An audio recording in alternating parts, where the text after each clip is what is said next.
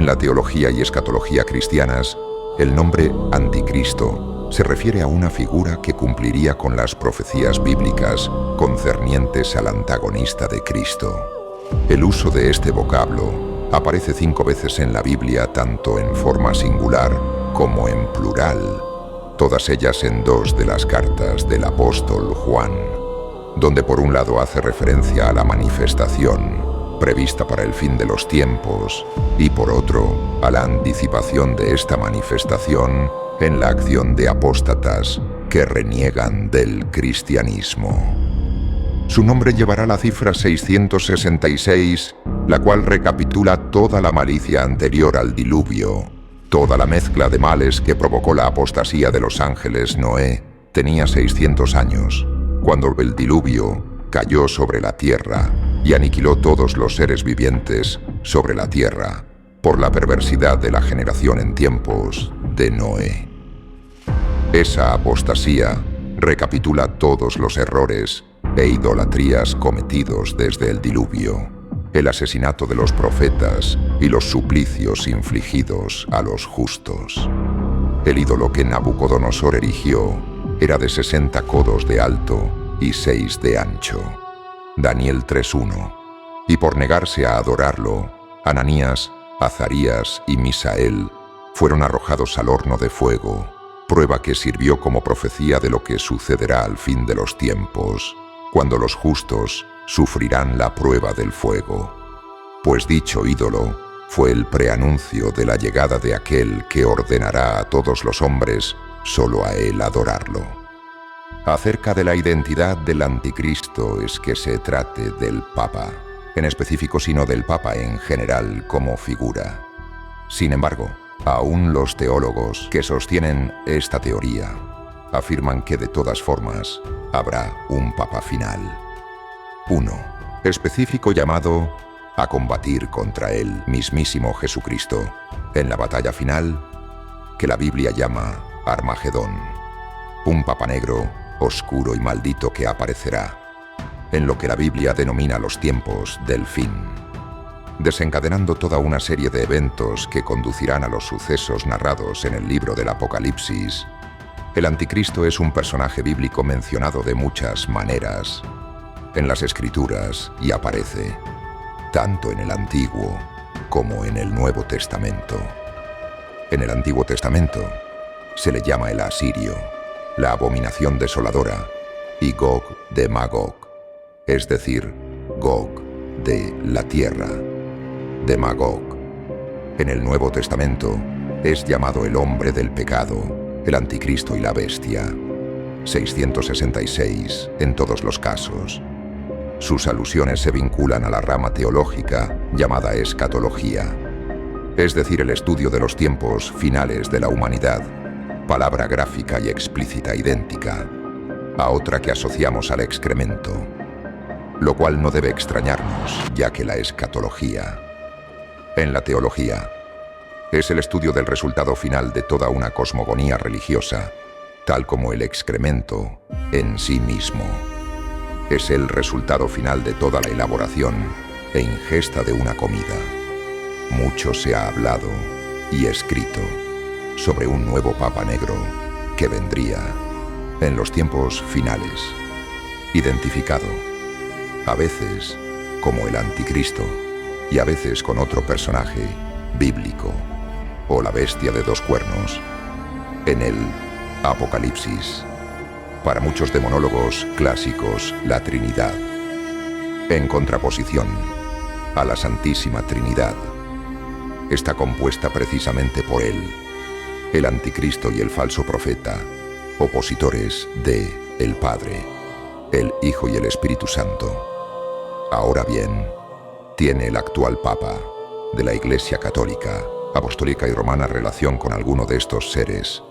Una de las cosas que nos enseña el libro del Apocalipsis es que la bestia 666 es montada por una mujer de ropajes color escarlata que va ebria con la sangre de todos los santos. Leamos: y me llevó en el espíritu al desierto y vi a una mujer sentada sobre una bestia escarlata, llena de nombres, de blasfemia, que tenía 7 cabezas y 10 cuernos, y la mujer estaba vestida de púrpura y escarlata, y adornada de oro, de piedras preciosas y de perlas, y tenía en la mano un cáliz de oro, lleno de abominaciones y de la inmundicia de su fornicación, y en su frente un nombre escrito, un misterio: Babilonia la Grande, la madre de las rameras y de las abominaciones de la tierra.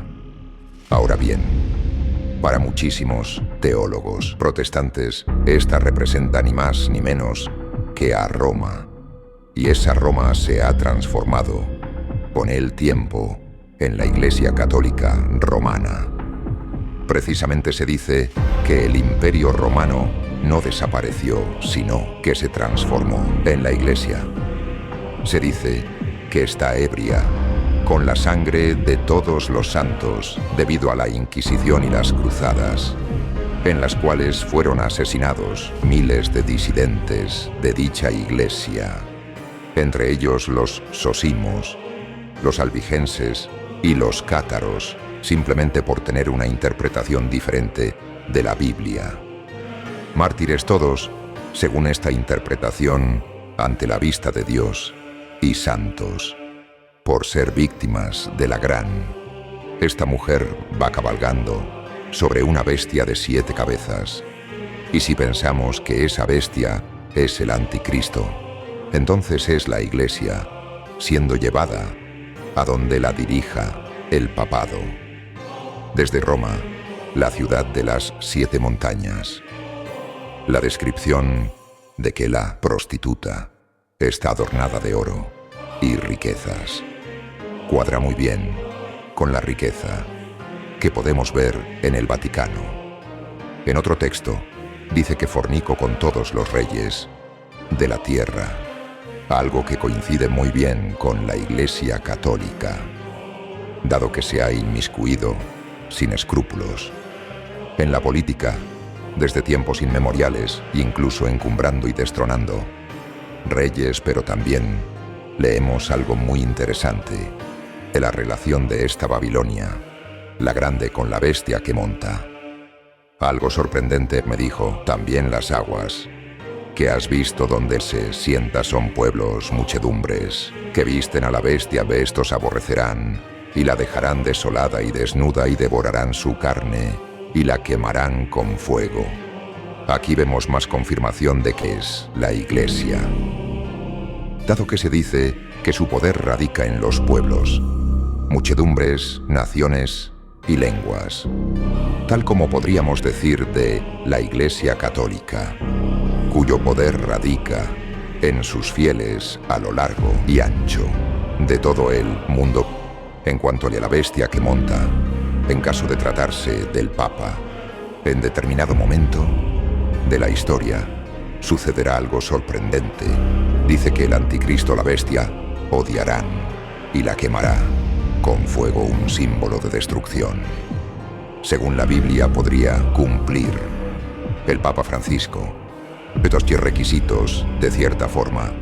Francisco, en su carácter de Papa reformador, ha estado enfrentado a la Iglesia que dirige casi desde el principio de su papado, al punto de que hoy, por hoy, la mayoría de la Iglesia piensa que fue un error elegirlo.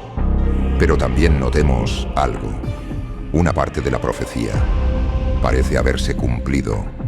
Ya Bergoglio, como se llama, realmente el Papa Francisco ha sido el Papa que más ha desvelado y denunciado los abusos y la corrupción dentro de la Iglesia. Nunca antes la Iglesia Católica se había disculpado por los abusos de menores como en la era. Francisco nunca antes había salido a la luz semejantes inmundicias, nunca antes la Iglesia Católica, la supuesta llena de riquezas, había quedado tan desnuda a la vista del mundo.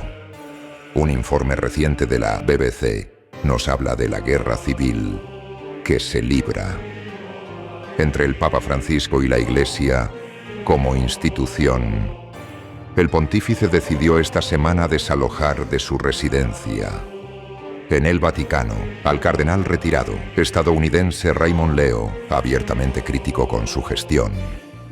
Lo hizo apenas 3 semanas después de destituir a otro feroz crítico que se oponía a sus planteamientos y reformas.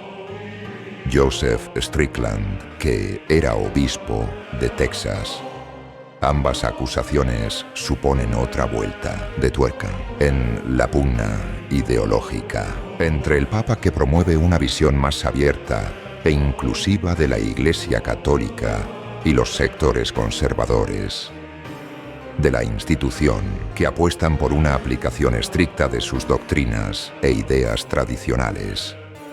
El Papa Francisco apoya la inclusión de los homosexuales, el casamiento del clero y muchas otras prácticas y doctrinas que contradicen milenios de tradición católica. Notas como las que acabamos de leer son pan de todos los días desde hace años, con destituciones, denuncias y peleas entre Bergoglio y la Iglesia.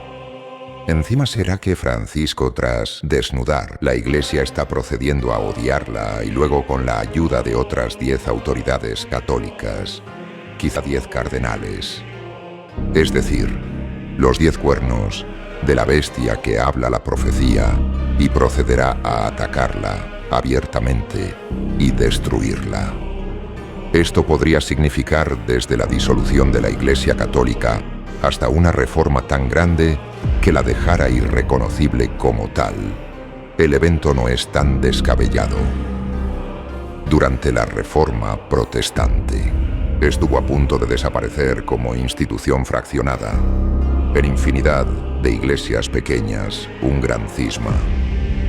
En estos tiempos tan divisivo, encabezado, ni más ni menos, que por el Papa Francisco, podría llevar a su desaparición, tras lo cual Francisco podría erigirse como un nuevo líder mundial de una iglesia absolutamente reformada que ya no sería católica. Al respecto de ello, algunos citan este texto que se refiere al anticristo.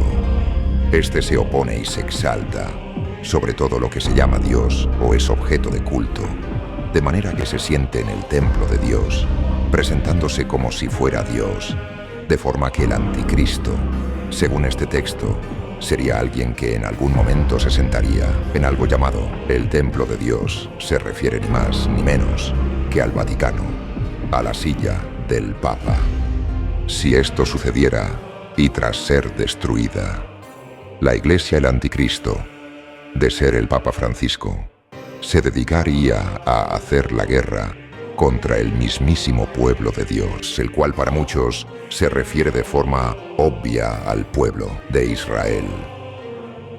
La bestia también recibió poder para pelear contra el pueblo de Dios y vencerlo, y se le dio autoridad para gobernar a todas las naciones. De este mundo es notoria la oposición de Francisco a la política exterior de Israel.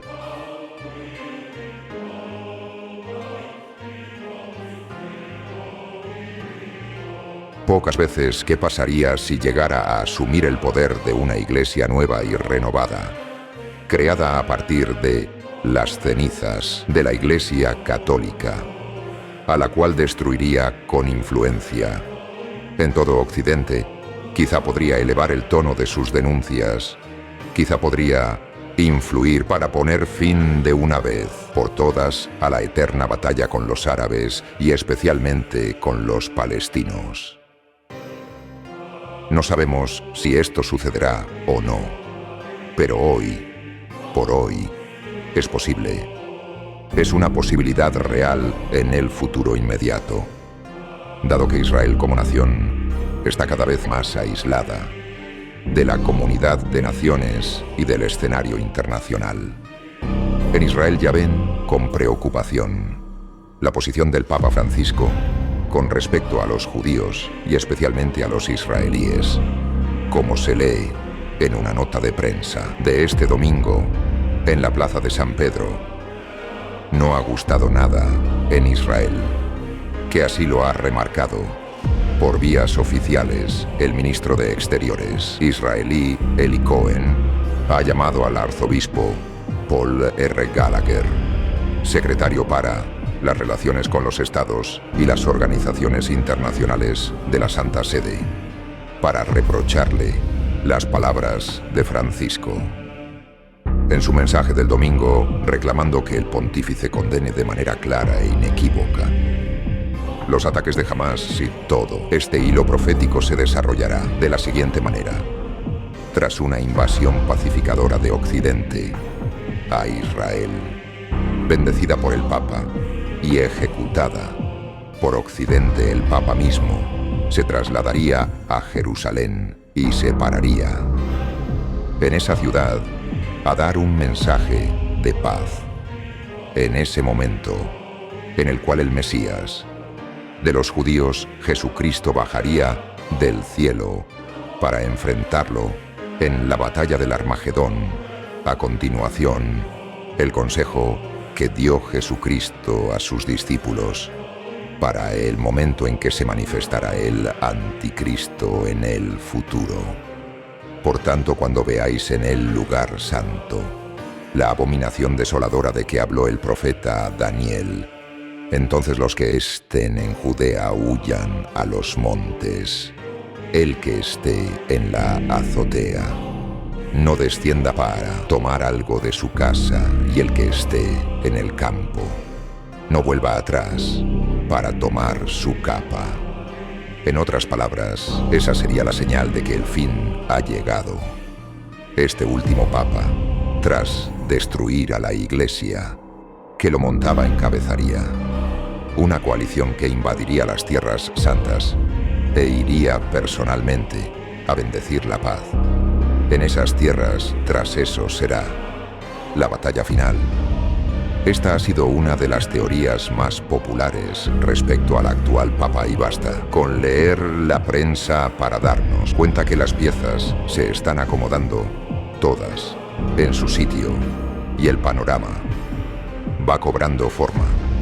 Solo el tiempo dirá si las escrituras tenían razón o si todo no es más que una serie de coincidencias con un elaborado pronóstico de ustedes, y en la caja de comentarios es el lugar ahora de opinar al respecto.